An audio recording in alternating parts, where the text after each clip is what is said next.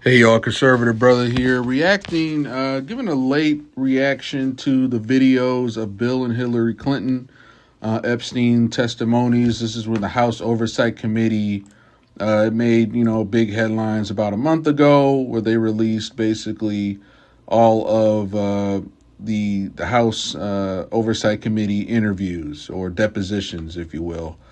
And yeah, I mean, they were very, very fitting. A lot of dodging, deflecting. I didn't get a chance to watch the entire thing. But I can just kind of give you my overall thoughts just on it as a whole. I do need to watch it, though. I'll make a note of that. But basically, I love how it's now like nobody cares now. It's the same thing with like COVID, Dr. Fauci, the CDC directors.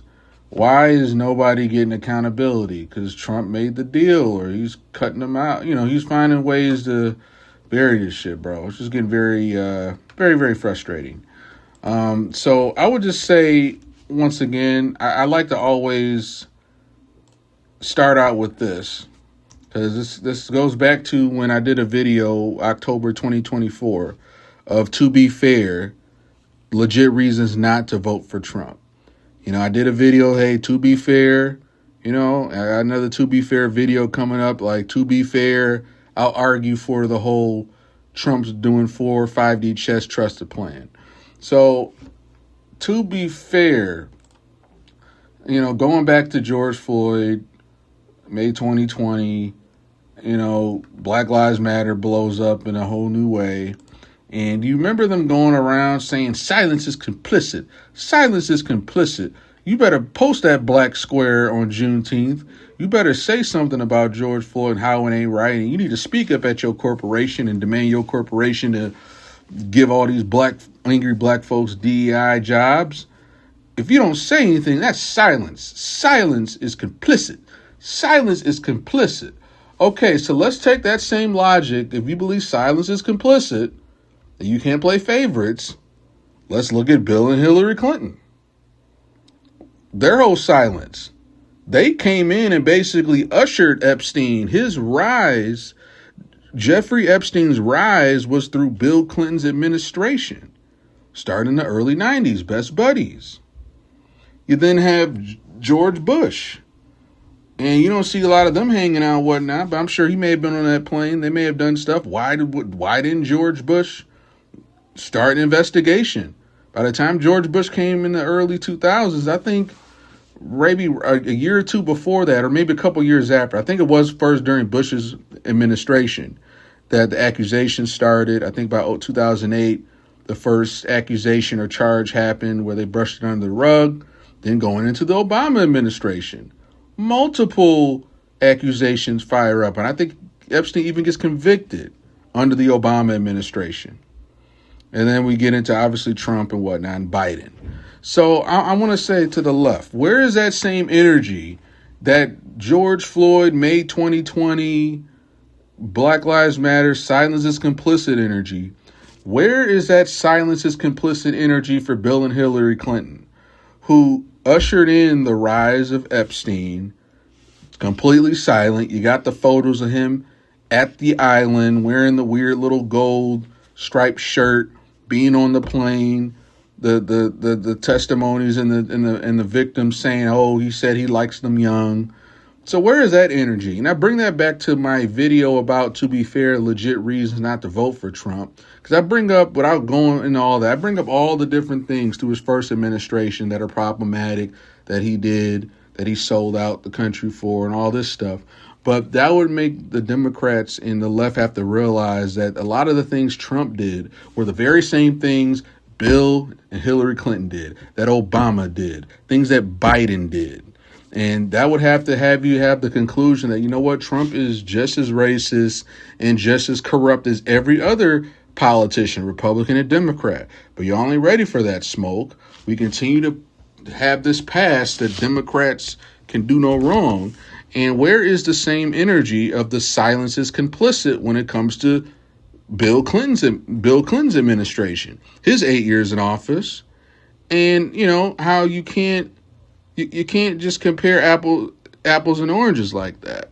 So once again, I'm going to go watch the whole video at some point. I'll maybe do like a part 2 reaction. I'm going to write this down here so I don't forget. Bill and Hillary Clinton, full Epstein House Oversight Committee video. So I'm going to promise to probably do a second video once I get around to watching them. Then I'll come back and react, so I have the full context. But just from the clips I've seen, I probably got a pretty good idea. Where once again, you got Bill Clinton, who, I forgot who kind of talked about this. Oh, yeah, Tucker Carlson put out a post about how there was evidence about him being blackmailed to release this Russian war crime prisoner during his administration because there were phone sex tapes recorded of him and Monica Lewinsky. All right? And then you got Hillary Clinton, who once again tried to, cheer on or, said all this anti-war rhetoric. Oh, these immigrants. She was pro immigration enforcement. She was pro. We have to. This is anti-war. We can't do it. And then as soon as she gets in the Obama administration, Secretary of Defense, first thing she does is, she's the war hawk. She's going over to help Obama dismantle, destabilize Libya, Sudan, laughing on camera. Oh, Gaddafi, he came, he saw, we came, we saw, he died. Just because Gaddafi, among anything, being an African independent nation, trying to start his own central bank. And then he went on to the UN in 2009 and called out the U.S. Industrial Intelligence Complex for their roles in JFK and MLK's murder. They didn't like that very much. The next thing you know, Libya's on the list, the 7-state list to get destabilized. And, she's laughing and cheering about this guy being sodomized and killed in the street, and they, once again, another country down. And there's that book called the Economics of I think the playbook of the economic hitman that talks about that. So I just bring this up to say that this got a lot of hoopla, and now we don't know where it's at, what charges are being done. We need the charges. We get these little BS, little crumbs of the Southern Poverty Law Center, and they raided John Bolton's house, and they brought up Letitia James on some frauds. These are little crumbs and peanuts. All right, we need the big whales. We need the big whales. Fauci, everybody from COVID, and then of course Bill and Hillary Clinton, who, once again, they ushered in Epstein. But the sad part is Trump's looks like he's been compromised to a point where he's literally like, covering for my friends. I'm doing this to cover my friends, And I hear other people I know from different organizations, they're sending me stuff saying, well, no, he's done this and all that's tied to this and the British MI6 and all that. But they just can't explain how you got Elon leaving office. He first left Doge a few months because he rescinded. Trump didn't follow through on cutting the actual fraud, waste, and abuse. Elon discovered it. Trump's bill didn't follow through on it.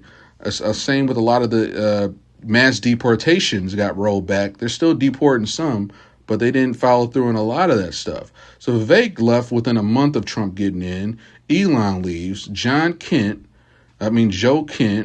Marjorie Taylor Greene, may I go on?